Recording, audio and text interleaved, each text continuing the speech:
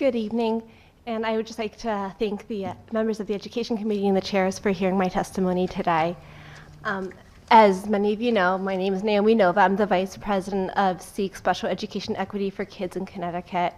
And I'm here today to offer some testimony on two bills. I believe that they are placeholder bills, Senate Bill 1287 and House Bill 6924. So I can have an opportunity to discuss with you some of SEEK's priorities and concerns, and hopefully we'll be able to work together for some of these concerns to make it into legislation. The first issue I want to raise is the right to observations for parents. Oftentimes when a student is going through an IEE process, part of what's essential for that is for the expert to be able to come into the school and observe a student in that learning environment so that they can provide feedback regarding how that student is doing, what that student's needs are.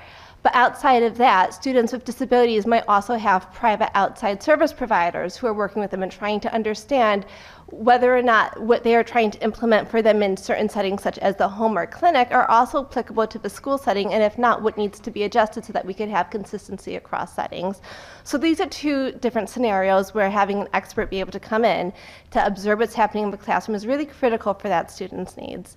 And unfortunately, there is no guaranteed right to an observation in Connecticut. So depending on what school district you're in, you either have an opportunity to bring your experts in to observe the programming and to make recommendations, or you do not. And so that creates significant imbalance and inequity for students.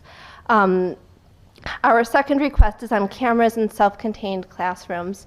Now, I represent a number of students who have autism and who are nonverbal, who are in some of these self-contained classrooms, and there have been many times, unfortunately, where their students have come home with really serious injuries. I had one today where there was a head injury, and parents have no idea what happened, and there's really no good explanation from the school as to how that student got injured, other than we can see evidence of the injury.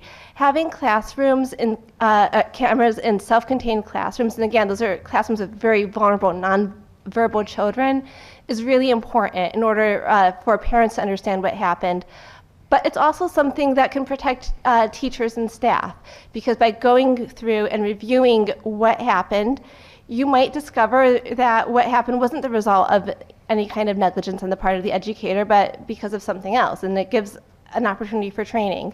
There's at least one APSEP that has cameras in all of their classrooms, and it has been a tremendous opportunity for them to have really great training and really great transparency, and that fosters really fantastic communication and trust between them and their parents and the school districts who send and place students there. The last, it would be, if I can just be very, very brief. Our request that if a student is restrained in school, that the parents be notified on the same day that that student was restrained. That allows parents to timely review with the student what happened, what led up to that behavior, what led up to that restraint, and debrief with them at home. Right now, it's a 24-hour requirement, and that's just not enough time because parents can't timely intervene. We're also requesting that seclusion be redefined and banned. And I'd be happy to go into that in more detail with you. Thank you, and thank you for your testimony. Any Thank questions? Any questions? Seeing none, again, thank you for your testimony. Thank you very much.